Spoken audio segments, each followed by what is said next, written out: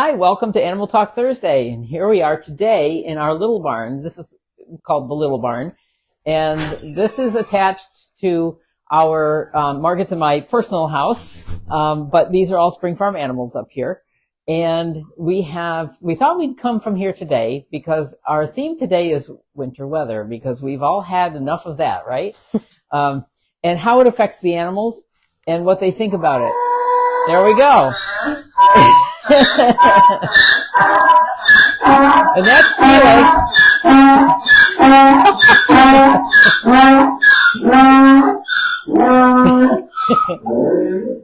Okay. And you know what they always say, never to do live shots with animals or children. Anyway, the donkey's probably still going to do that again. So we have a selection of animals up here, which is really great. The thing about this barn is this is a wonderful barn. And the animals here are all amazing. The problem with this barn is in the wintertime, we don't have a place that the animals can go out and comfortably roam around. So we get lots of wind up here and it drifts in really badly in their paddocks and their pastures. And if for those of you who have been to Spring Farm before, you know that we're located on a hill and all of our pastures are hillsides. And it's a lot of things get really icy, and ice and horses do not do well together. And it's impossible for us to keep up with it. Even if we plowed, because somebody's asked us that before, why can't you use your skid steer and plow the snow? We could.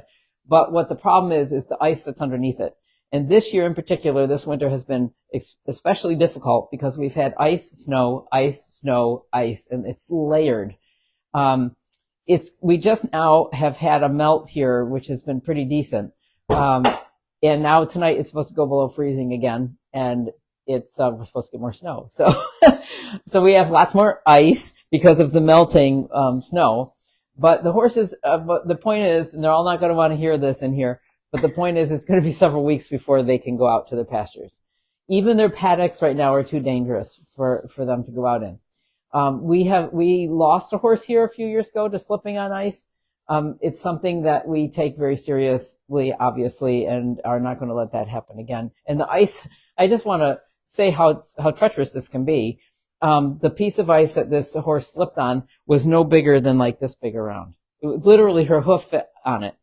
And she wasn't even running around. She was walking out to go out, and her back hoof landed on this chunk of ice, and it made her legs slide underneath her. And we were standing right there when it happened, and it was like she went down in slow motion, but she hit the ground really hard. And unfortunately, she died like an hour later, less than that. But she had ruptured something inside. So horses, as strong as they are also incredibly delicate. So winter affects them deeply. In our bigger barn, which someday Becca and I will do a shot there, we can't do a live shot from there at 10 o'clock in the morning because they're cleaning stalls and there's a lot of activity and tractors running and whatever. So we're going to do a taped one there at some point. That's a different story. We have an arena there. The horses can come out and at least get out of their stalls and walk around. This barn, we have bigger stalls because we knew this was a problem here when we built the barn. So we have bigger stalls where they can, at least move around. And, but they're bored, for sure. This is Ginny. And, what Becca and I thought we would do, Becca has some questions and we thought we'd start with the questions, but then we're also going to see if the animals have anything to add. So we're kind of do a combination, interview, whatever, and see what happens. So Becca, I'll turn it to you. Okay. So I think the first thing I'd love to hear you talk about is just in general, how do animals view the seasons changing, particularly winter, and how does it differ between domesticated and wild animals? Yeah. So they, just like us, they get the winter blahs, they can. They appreciate really sunny days. These guys are going to be really upset when we get like next week, we're supposed to have some really warm days, high 50s, near 60 with sunshine, and they're still not going to be able to go out. And that is going to be, unless we get lucky. If we get lucky and a lot of the ice melts, they may be able to go out, but we don't want to promise anything. But so how do you feel about it, Ginny? So just put me on the spot. She said winters gets boring. It just gets boring. Um, she's looking forward to spring grass and being outside in the sun. They like to rest out in the sun, and she likes to feel the sun warm her body, is what she said. She said that's the greatest thing in the world. So she said that'll be here soon, though. They understand, that there's a beginning and end to each season. Several of these animals up here, most of them are older, so they've been through this a lot, and they just kind of roll with it. Wildlife, same thing. I mean, what choice do they have? I mean, if they live here in this area, that's what they get. So same thing. Animals will respond differently. So Margaret and I have dogs. We have 3 dogs. And when it first started to snow this winter, we have 2 dogs that were actually southern dogs, that were rescues. And, so when they came here, they had never seen snow before. And we wondered how that was going to go. They loved it. It's like because we have now these tall snowbanks in our backyard from shoveling paths for our elderly lab. And so now we got these quite substantial snowbanks, and they use them as agility courses. They run around and fly over the snowbanks and chase each other around on the trails, and they just think it's fabulous. That's way better than the summertime where it's just a boring straight yard. But the lab, he's had enough of winter for now. It's harder on him, but he actually loves the snow. He loves winter. So what I find is for the seasons, the animals have sort of they listen more to their bodies, to their circadian rhythms. I probably said that wrong, but whatever. Sounded right. Yeah, they're in tune. So wintertime is more of a lounge around, slower time. And that's what they do. We people tend to not listen to that. And, winter's supposed to be rest, digest, and kind of take in the year and get ready for spring. And spring then rejuvenates everything. And the animals tend to live with that rhythm, tend to live from that rhythm. That's what I see here.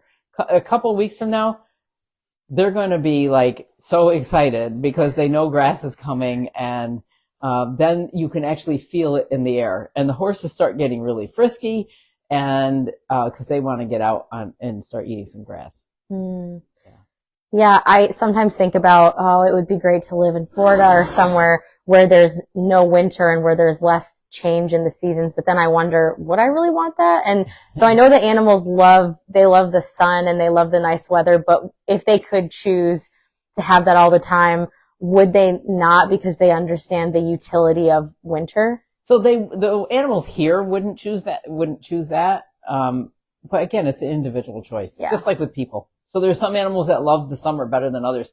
The horses have a hard time in the summer. I mean, you got real, a lot of heat, flies. I mean, they hate the flies, and it's harder to stay comfortable. So there's positives and negatives about every season. Mm-hmm. But Jenny just said, however, in the summer, even though you have flies, you have grass, and there's still more to do. That's fair. Yeah. Are there things that people can do or can communicate to their animals at home who might be feeling some of the winter blues? I definitely have felt guilty with my own dogs that they just haven't been able to go out for walks. It just hasn't been possible. And I wonder for I'm specifically thinking about dogs. Right. Did they understand why they cannot go outside a lot in the winter? Do you think they get it? Yeah, they do get it. I mean, they understand from you what that your concerns are. They're not thinking, geez, why is she being so lazy? She's not taking us out. They don't generally go there. I mean, they get it. They get what's happening. So okay, we have barn cats here that we say barn cats. We have 3, and they have access to the inside of our house. So they actually come in and out. In the good weather, they come in and out. But in now for the winter, it's been too dangerous to have them out. So they've been locked in all winter, and they are technically house cats for the winter. And, Margaret's been asking me, how do they feel about that? And Trevor in particular, who anybody that's visited the farm has probably met Trevor. He goes around the entire farm. He's very people oriented. So he greets people all the time. And whether it's in the parking lot or in the barn, he shows up everywhere. Literally. And he would not want to just be a house cat all the time, but he's handling it fine because they also look outside. They see all the snow. Trevor escaped the other day though, and he made a round around the farm. We found him over at the hall at the front of the building. So he didn't complain too much when I brought him back, because I picked him up and brought him back in the car, and he was like, okay, I guess you're right. So they get it. Yeah. Okay. Yeah. Do we want to introduce folks to some of these guys? And if they have something to say, great. If not, that's okay. Sure. Okay. We have Nell here, but she's busy eating some hay still. She's picking up some hay. So can we get these two in? Yeah. If you stand like right in front of that pole. Okay. Well, now I can't see. I can see Charlie. Okay. All right. So this is Charlie, and Charlie is a very cutie. There, you have to see his face. Charlie is bored, and Charlie would answer this question differently than Ginny would, because Charlie has a health problem. So he has Cushing's disease, but he also has had multiple bouts of founder, which the Cushing's disease just aggravates. Founder is a foot disease, and so a lot of ponies, it's a metabolic disease. So ponies that have a history of foundering and repeat foundering, and he was from a neglect situation when we got him. He cannot go out on grass because of how he metabolizes the sugars and everything like that. And so he does not get to go out on grass even in the summer. So that's a bummer for him. So he said all this talk about grass just makes him more depressed. His friend over here, Tulip, she just came to us in 2024 in the fall. And so let me just answer. She's not been here. This is her first winter here now. It's not her first winter in the Northeast. So this is not her first rodeo, as they say. She's been around. Now, she came from a big neglect case, and Tulip actually didn't have a barn at all. She lived outside and struggled and watched a lot of her friends die and trying to deal with the elements. So Tulip is different.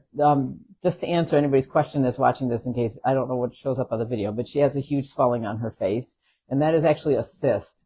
And it's a not inoperable cyst. So eventually, someday, it will interfere with her ability to eat. But right now, she's comfortable and she eats fine. Believe me, she eats fine. Felix says, you could talk to us. We donkeys here have an opinion too. Okay. So, the donkeys, Felix and Leo. Leo's harder to see because he's short, and he gets the short end of the stick that way. But this is Felix. And so, Felix, what do you want to say? He says, I've been through hard times too, but it's good here. But he said the winter does get boring. And we don't get many visitors.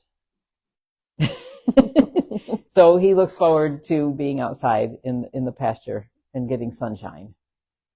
Donkeys also can't be out too much on spring grass either, because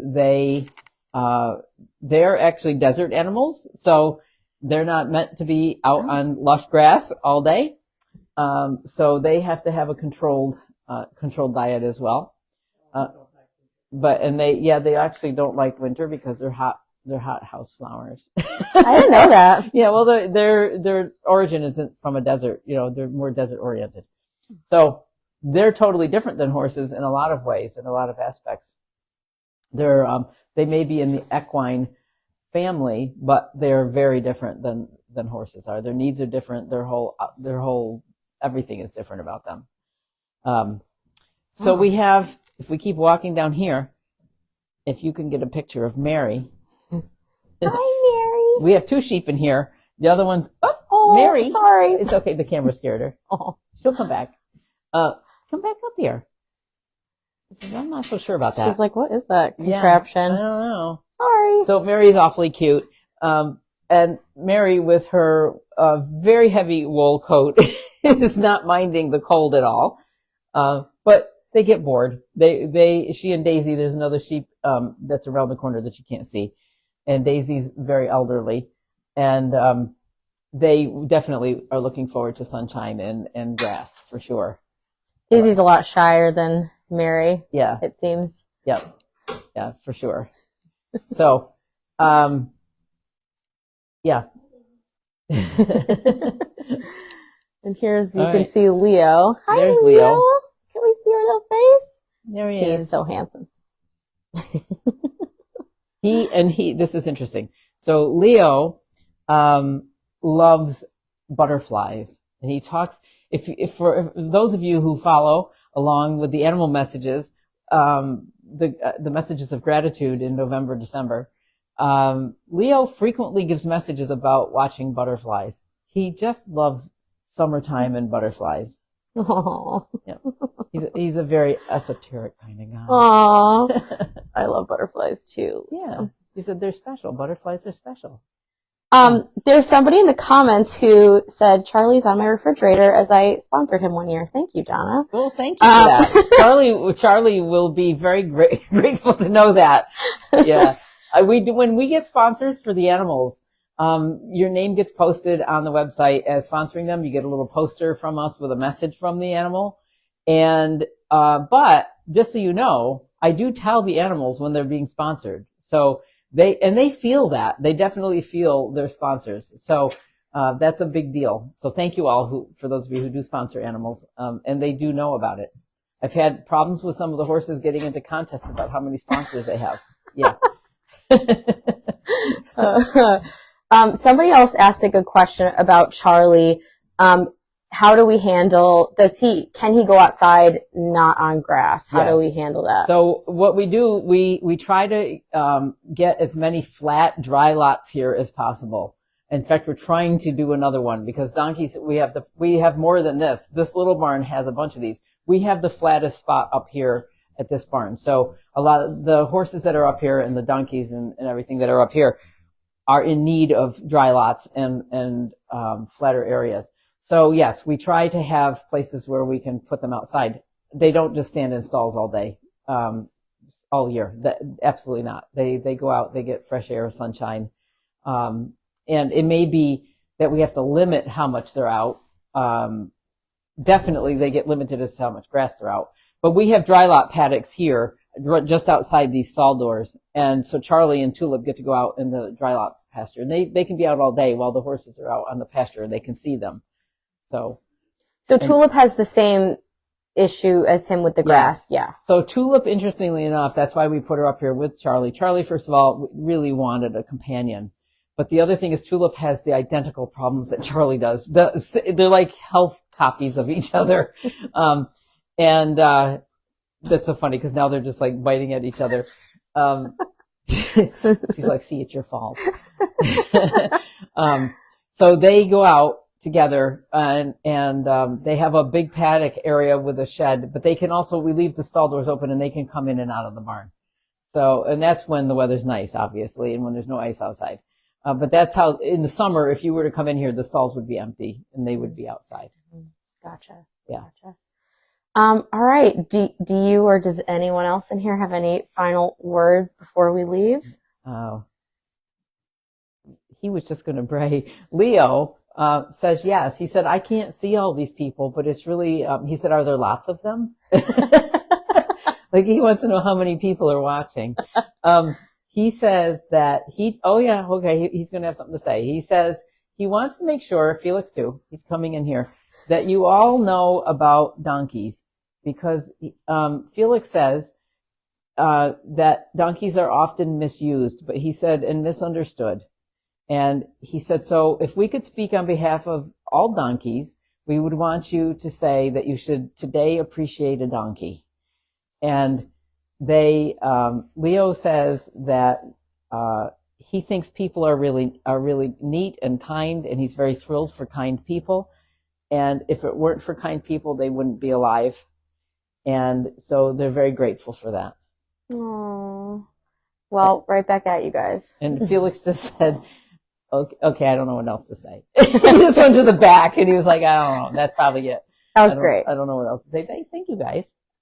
They've been here for a long time. They came from a cruelty case that was pretty horrific, and they were just babies. And they've been here 20 some odd years. Wow. So they grew up here with us since Felix was 6 months old, and Leo was 2 months old when they came in. And wow. Oh, sorry, 6 months and 8 months. I apologize. Wow. Yeah. They're awesome. Thank you, too. Yeah. Thank you, everybody in here, being so talkative. Yeah. I knew this was going to be a talkative crew. Yeah. Awesome. Well, we will all, we're all, I'm sorry. No. There's an animal complaining. We have to go over here to Nell. Oh, no, yes. She said you didn't talk about me. Okay, Nell. So this is Nell, and Nell is missing an eye, as you can see. And she has some vision problems in her remaining eye. So eventually someday she may go blind, but she's best friends with Jenny here, and they take care of one another. And Nell has come a long way. Nell also came from a cruelty case where she had a really severely infected eye. And although we treated the infection, the eye could not heal properly, and she was in agony. And so the best thing to do for her and the most humane thing to do was to remove her eye. She couldn't see out of it anyway. She was blind in it. So we removed that eye, and she became a whole different horse. And up here, she has thrived. She's a little bit more on the shy and reserved side. But she said she just wanted to say hi. That was it. Aw. Yeah. Thank you, Nell. Hi. So cute. Yeah. Awesome. All right. Anyone else? That's it. Thank you, guys. Thank you, everybody. This is great, and we're all looking forward to spring. Yes. We have a lot to look forward to, and we will see everyone next week. All right. See you next week. Bye-bye.